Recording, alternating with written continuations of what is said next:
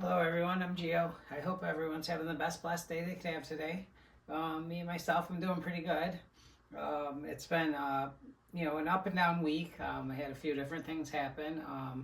A co-worker of mine had someone that he cared about a lot passed away from an overdose, and that was very, very sad. He ended up finding her, and he's taking it really, really hard. And I'm really sad for her, but she's gone. And she was doing really well. She was kind of in recovery, I guess. And it was just one time, she just tried to use one time and everything, and that was all that it took. Your tolerance is down and everything, and it happens so many times. I always hear about that happening, but if I was to like go through my phone and look at all the people's phone numbers I have in my phone that have passed away, I would say the number is probably upwards of 50. 50 people that are gone from this disease of addiction, and it's just so crazy. So many good people that have passed and everything, and it's really, really sad. And it's kind of like, it's horrifying, for this area and everything, just to have all these people that have passed away. And and talking to people about this and stuff, one of the things like I kind of came up with that I said is that I don't know many people that are like heroin addicts that die from old age. So pretty much it's just it's a matter of time. When if you're using like that, and you're playing with fire, because you never ever know what batch you're gonna get and how much like concentrate is gonna be in that little amount that you use. You know what I mean? Like you never ever know how much of the substance that can kill you would be in that specific amount that you do. You know what I mean? So even if you have one bag, one part of that bag can be a lot stronger than the other part because it's not mixed up properly. So you have to be so careful with that. And it's just a shame. She had children and everything, and she was a very good person. The little bit that I knew her and stuff. You know what I mean? She did have a big heart and stuff. So it's very, very sad that she's gone. And my prayers go out to her and to him. But for me myself, I had a little bit of a scare this week. My probation officer showed up at my house last night, and she had told me that I had a positive urine test for codeine, just a really, really low level of codeine, and one of my tests came back. So yeah, so for me, my brain's going crazy, and I'm panicking and everything, because how does this happen and stuff, but then I kind of relaxed a little bit. I'm like looking up all these articles, trying to figure it out. I'm emailing her, I sent her like 4 long emails and stuff, trying to like plead my innocence and everything. And then I just, I turned it over to God, and I just said that I know everything happens for a reason, and and I fully believe that, and I fully believe in you, and and that you have an overall purpose for my life and everything, and that my life is headed in this direction, and I trust in you, that whatever is meant to be will be. So I rolled with that, and I knew that there's going to be a reason why this happened, and and I look forward to finding out what that reason is, and how I can make it purposeful for myself. So today when she messaged me back, she basically said that, that I needed to calm down and that I didn't need to worry, that she never ever thought that I did anything wrong or that I was trying to get away with anything. She just wanted me to figure it out, so it didn't happen again. And then when I talked to Beacon Center, and talking to my counselor there, she basically said the same thing. You know what I mean? Is that they never ever doubted me for a second or anything, and that was what I was worried about. Was with everything I'm saying, all the talk that I have.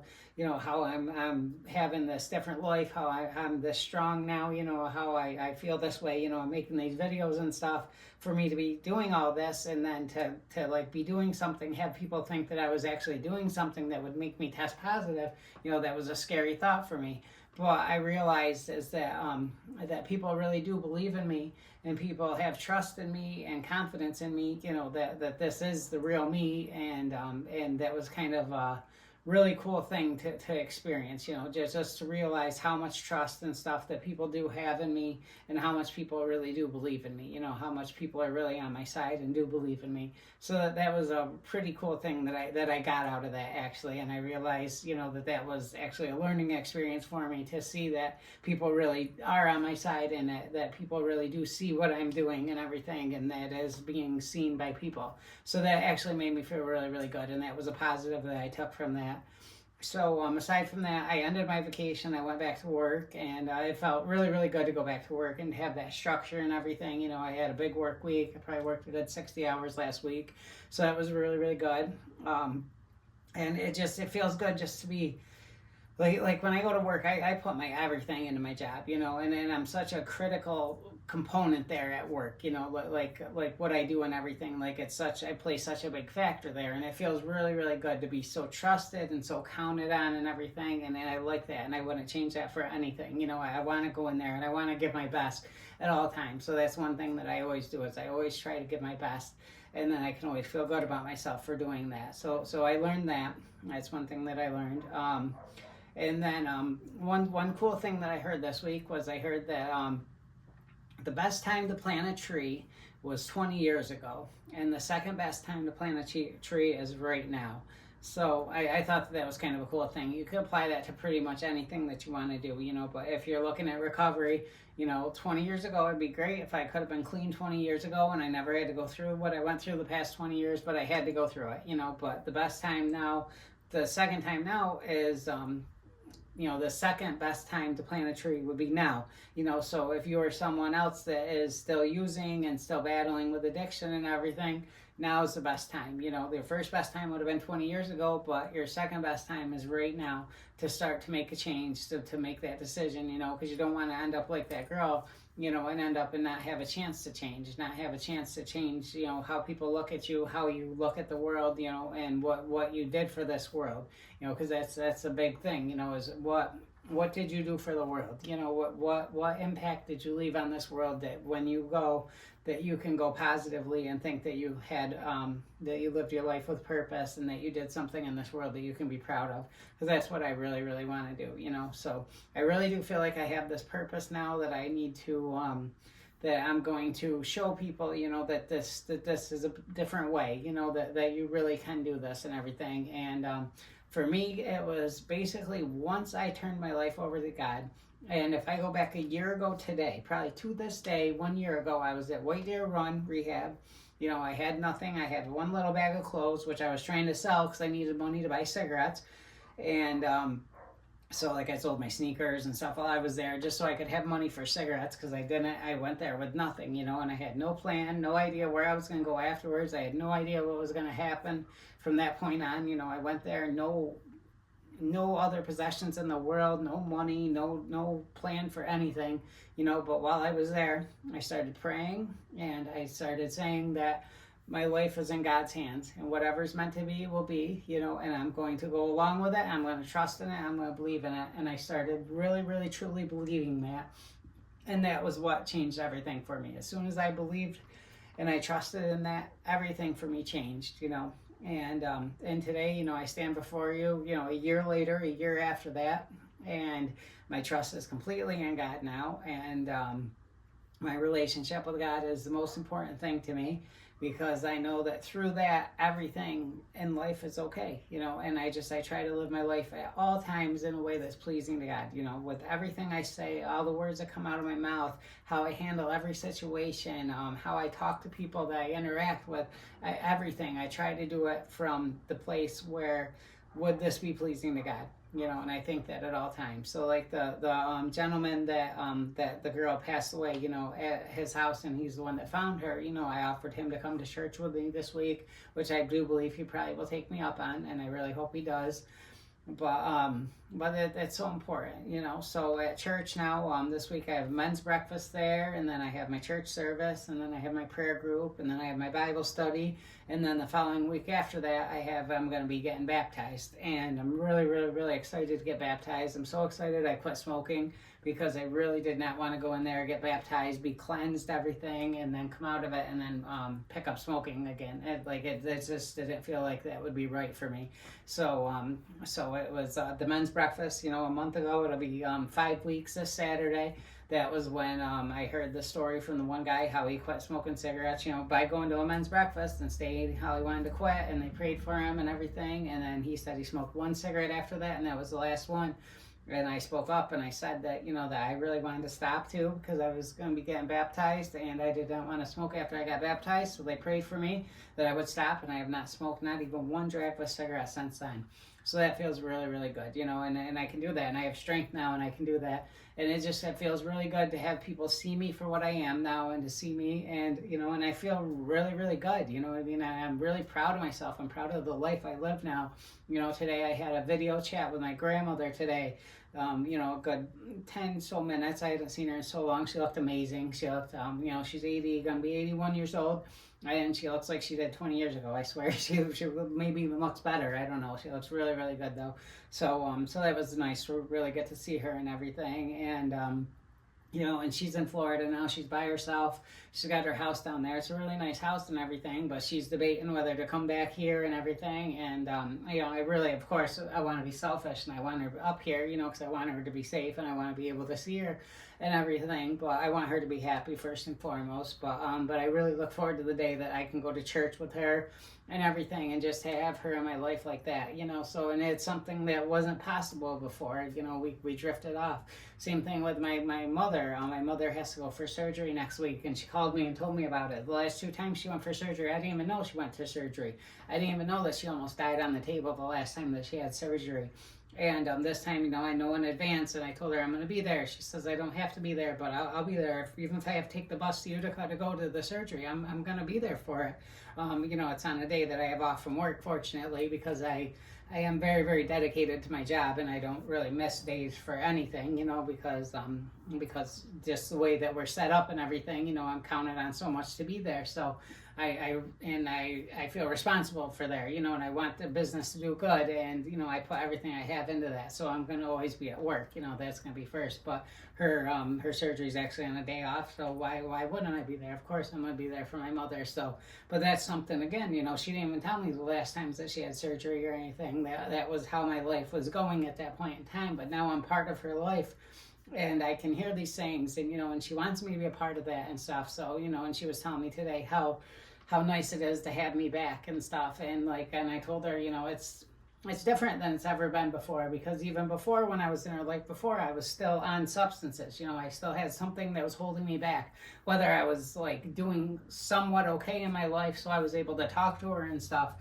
but so I wasn't fully indulged yet. Everything didn't fully fall apart on me to where I was, running the streets and had nothing to show for anything, where I lost all my possessions, everything like that hadn't happened yet. But it's nice to have her, in my life. And I called, talked to my dad for, about 10, 15 minutes today. So these are nice things, these are perks of having a life in sobriety, these are perks of being in recovery, is that I can do these things, and then the other perks are, having people that look at you and count on you and trust in you, and having people, probation officer, my counselor at Beacon, that believe in me and that don't doubt me for a second, even when something happens that looks bad upon me. They knew that I didn't do anything wrong, and that's crazy to me, that they just knew this, and that they truly believe that. That was a really, really, really good feeling for me to have. So I really liked having that feeling and everything. And just, and then talking to my daughter, I've been talking to my daughter regularly. We started playing Monopoly Go, which is a really fun game. You should sign up. You should add me as a friend if you can. But we started playing Monopoly Go and everything. And, just talking to her regularly now and stuff, it just all feels really, really good. And just to know that, there's no, I check mobile patrol quite regularly, and I see all the same people in and out of jail, in and out of jail. And I mean, and that was me for so long, there were times I got out of jail, I went back the next day, same week, I'm back in jail 3 times in 1 week. It was crazy. And my life was so out of control, and I was so lost and not okay. And, and now I can actually say these things and feel these things that I feel now, and it feels amazing. And I can work on, things like my credit. I got a thing in the mail today about a possible loan that I could get. And I was thinking about taking that out and just paying off all my fines and trying to get my license back. And these are things that I can do now, So, so only 1 year later, a year ago, I had the epiphany that I trust in God. And I said this, I fully trust in God, and I believe whatever is meant to be will be, and I will go along the path that I'm meant to go on, and I trust in you. So just tell me what to do and I'll do it. And I started following that and started going along that. And now this is me a year later. You know, I have a good job where I'm fully trusted on, counted on, you know what I mean? Where I've completely changed the narrative of how I'm looked at by everybody. You know, everyone who knows me, sees me now, trusts me, believes in me and stuff. Like, I never ever thought that this was possible to have this again. So it really, really feels good. And now I can work on, you know, everything, like my health and everything. Like, I have another doctor's appointment coming up, you know, for my 6-month physical or whatever, you know, where I'm signed up for that and everything. You know, I got all my teeth out. I got my teeth all different. You know, I didn't get them fixed, obviously, but I got new teeth. And, you know, just doing all these things that I was like, didn't even seem like a chance of a possibility only a year ago, you know. So if I when I stay on this path, you know, what is a year from now going to look like? You know what I mean? What is 5 years from now going to look like? Like, it's really, really exciting. It feels really, really good. So I'm going to continue to make the videos. You know I don't make them as much now because I've been so focused with work and everything. And I've been really tired when I get out and come home and stuff. So it's really hard to make them on a daily basis like I was when I first started. But I'll get better with it and stuff. And I have all these things. I keep on planning them out and everything. Like all these things I'm writing out. And I want to start doing all this editing and start doing all these different things. But for today, I just want to get a video on here and just share with you how good it feels to be trusted and counted on and everything. And how the other big thing, you know, now that I have is my my prayer group. I'm a prayer warrior, you know, from New Life Church. I'm a member of New Life Church now, and how good that feels, you know, and to go there and just the group of the ladies that are the prayer warriors there, you know, they just say pray for everybody who needs it and everything, and to be a part of that and to be so welcomed and to have them be so happy to have me there. Like, it's an amazing feeling, you know what I mean? Like, I completely changed from where I was at, you know what I mean? I was someone, I'm running the streets, I could not be, I mean, I could be trusted by people because I would never do anything to harm anybody, but I just wasn't living a trustworthy life. I wasn't living a life I could be proud of. I couldn't go be around these people and everything before because I was embarrassed about how I was living. You know what I mean? I'm embarrassed. It's not, you can't be proud of going into stores and stealing things to eat, you know what I mean? And that's how I'm surviving, because I have to, because all my money has to go to drugs, to substances, because I can't function without them. You know, that's not a good way to live, and this way feels so much better, and it's so much right. I seen a post on Facebook where someone that I used to be associated with and stuff, you know, he posted, he said, how do I tell my mind not to want drugs, you know, and that was how he put, and you know, I kind of pondered that question a lot, because I thought that too for a long time. My mind just wanted drugs. That's all I could think about, you know, and that was the only thing that I had that gave me any sort of happiness. You know, without drugs, I did not have anything at all in my life that made me feel any sort of okay, even, you know, because all my relationships were gone. Everything else was gone. So I think the answer to that first is, you know, you have to somehow, by going to rehab, you know, that was the first step, because you can't just stop. You can't just say, okay, all of a sudden I'm done, cold turkey. You know, it either has to be you go to jail or you go to rehab. You have to get out of the situation. You know, that's first and foremost. You have to get out of the situation you're in now, because otherwise there's no way that you can stop. You know, it's absolutely impossible to be around stuff, to be around the same people that are doing stuff and not do them. Like, it's absolutely impossible, and to not want them. Like, even me currently, with how strong I am, how great I feel, if I was to go around people that were using and doing stuff, you know, I don't know that I could be strong enough not to do it. I would hate myself for doing it, but I'm not going to put myself in that situation where I go around those people. So that would be first and foremost, you know, that I would tell this person, is that you need to separate yourself from the situation, and you need to go somewhere that you can actually do that, you know, i.e. rehab, or else, you know, if you have charges faced against you, you know, that was the second thing that I used, was I put myself in jail pretty much, you know, by telling the cops I want to go to jail. And that separated me from the situation that I found myself back in after I left rehab and I came back here.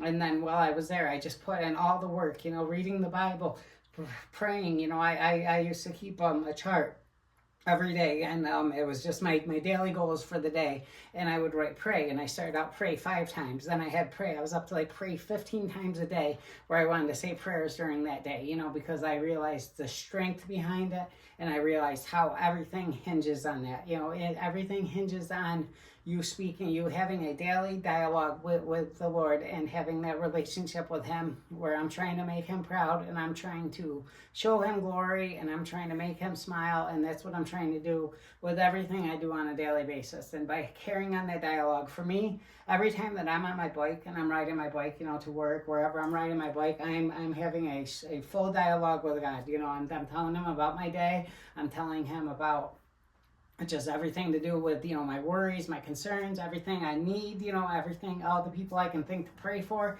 everything like that. That's what I do. And I carry on that conversation daily with him. And by having that running dialogue, you have that relationship now, and then you can build upon that. And that really is the fundamental key to everything, is building upon that relationship. So I don't know, but that's where I would start out, by telling him, that's how you get your brain to stop talking, is you got to separate yourself from the situation you're in, and you need to go somewhere where you're able to do that. And that's not by being same spot. You know what I mean? Luckily for me, I was able to come back and still stay away from everything, stay away from everybody, and be strong but that's the key to everything, though, is to do that. So I love y'all. I hope everyone has the best blessed day possible. Remember that as nice as it is to be important, it is infinitely more important to be nice. I love y'all. God bless. Have a good day. Bye.